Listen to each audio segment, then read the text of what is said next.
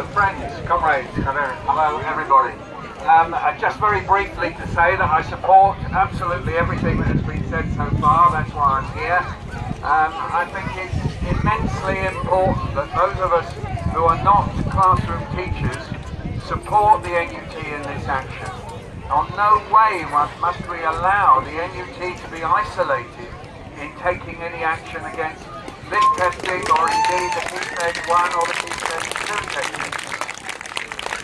Some of you will have noticed there was an election a short while ago, and who won exactly? That's an interesting question. As far as I remember, it was the Tories. I've tried to forget that, but in fact it has happened. And you will also remember that the previous Secretary of State for Education was removed on grounds of being toxic. That's not my word, I believe that was Linton Crosby's word. So he was removed because they wanted to put somebody in place who they thought was like more emollient, more kind of kindly, and that somehow or other she would be able to take the same actions as Michael Gove, but get away with it. And to a certain extent you have to say they have succeeded, because there was hardly a word in the whole of that election, in the election debates and the run-up to the election, education hardly featured. So what is taking place has taken place, if you like, under the radar. And so when and if this campaign, I shouldn't say if, when this campaign gets underway, the Tories will say they had a mandate. And that's partly because Labour left the vacuum. They didn't reply to the stuff that's there, this baseline testing and indeed the testing for Key Stage 1. Just a little moment of history. They managed to get into Key Stage 1 testing, the SPAG test, so-called, spelling, punctuation and grammar, by a sleight of hand. There was a commission called the View Report. And that View Report was only supposed to look at assessment and accountability. And in April of the year that they brought it in, 2011, the year they did that commission, there was no mention of spelling, punctuation and grammar tests for 7 and 8-year-olds. No mention at all. But by June they had got it in without a single backup of any evidence from anywhere. And it was sneaked in, and Michael Gove said, thank you very much. That has never been debated. Never been debated in the House, it's never been debated by the Labour Party, it was never on the plate. So what has happened will affect every single child in school in England was never actually debated. So when the NUT take action, similarly obviously with the baseline testing as well. So when this testing takes place, we as parents, and I'm a parent, so when the NUT takes action, we as parents, we have to support. We cannot let the NUT be isolated on this.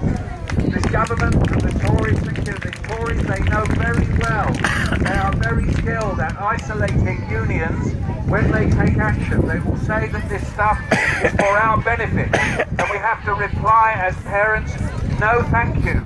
This is not what we want for our children. We do not want our children to be tested in this way, and for two main reasons.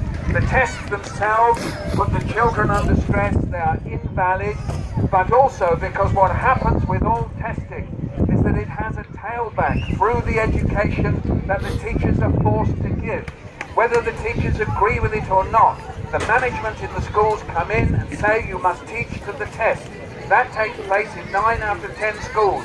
The schools feel nervous because of this forced conversion that can take place, this forcible conversion to academy, where the upper echelons of the school will lose their jobs anyway more often than not.